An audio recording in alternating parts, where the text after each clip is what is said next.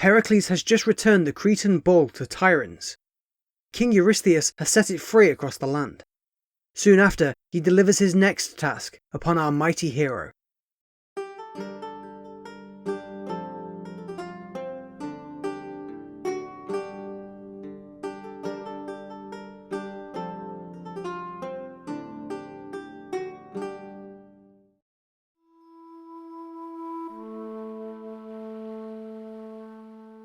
Eurystheus scoffs at Heracles for his completion of labour number 7. He instructs our hero back out into the wilds, this time to bring him back the Mares of Diomedes, the savage king of the Bistones in Thrace. The Bistones were worshippers of the god of war, Ares, and their ruler owned stables that were the violent terror of Thrace. Diomedes is also strongly suggested to be the direct son of Ares, and through this link, a demigod, like our own hero. Any unsuspecting guests or strangers can discover themselves at the mercy of Diomedes' murderous will. They can find themselves being fed to his 4 crazed horses. Criminals and the unsightly, the rich, the poor, the fit and the lame are all dashed as food for his ravenous mares. Because of their constant consumption of human flesh, the horses have an appetite for little else, and have become as savage as their master. At the king's stable in Taurida, the 4 deadly animals are chained with iron to bronze mangers, bloodthirsty and waiting for their next meal. Their names are Podargus the flash-footed, Xanthippe the yellow horse, Lampon the shining one, and Dinos the terrible. Heracles takes his young friend and lover Abderus on his journey to Thrace. Along the way, he stops off at Pherae to greet his good friend King Admetus.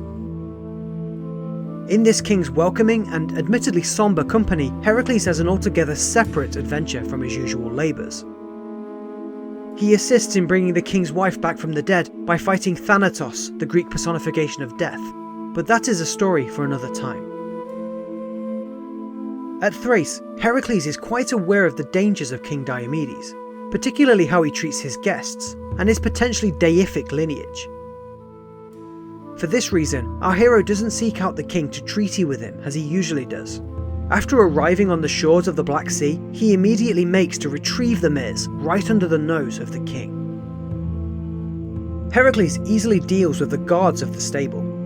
After this, he unleashes the mares and drives them headlong to the sea to box them in. Diomedes quickly realises what is happening, and the chase begins. The king leads a small army of Thracian warriors through a plain of low-lying lands in pursuit of Heracles. Heracles leaves the 4 mares in the charge of Abderus. The mighty son of Zeus cleverly cuts a large channel to the lower lands that this army is attacking from. He floods the entire plain by releasing the sea into it, and the oncoming water forces the enemy into a sudden retreat. Heracles snatches Diomedes from the group during the panic, and the two fight one another around this newly created lake in a mostly equal contest. In the end, Heracles throws Diomedes to his own horses, where the king is devoured by them. The act of consuming Diomedes completely satiates the mares, and after this, they no longer lust for human flesh. Heracles notices that his lover Abderus has also been consumed by the mares. Abderus was torn apart after attempting to leash the horses to a chariot. The son of Zeus is greatly aggrieved by Abderus' death, and he founds a city named Abdera beside his dead lover's tomb. The mares, once savage, are now peaceful and calm.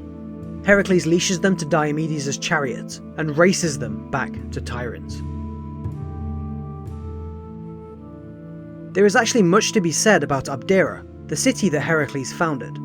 There's a whole history to tell. Its real-life founding, its meteoric rise, and its eventual fall. However, just as a couple of interesting tidbits about the city for this episode. 1. The city was well known for athletic games in honour of the fallen Abderus.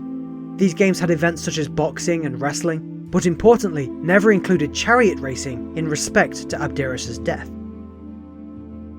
2. Abdera produced a number of famed philosophers and scholars who themselves influenced history in enormous ways.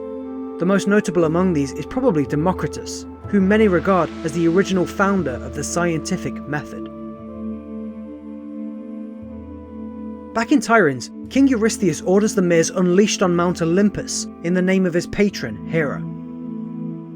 Long after these ancient tales, the lineage of these horses will directly flow down to Bucephalus, the steed that Alexander the Great will ride, whilst conquering the known world. Heracles' next labour is about to begin.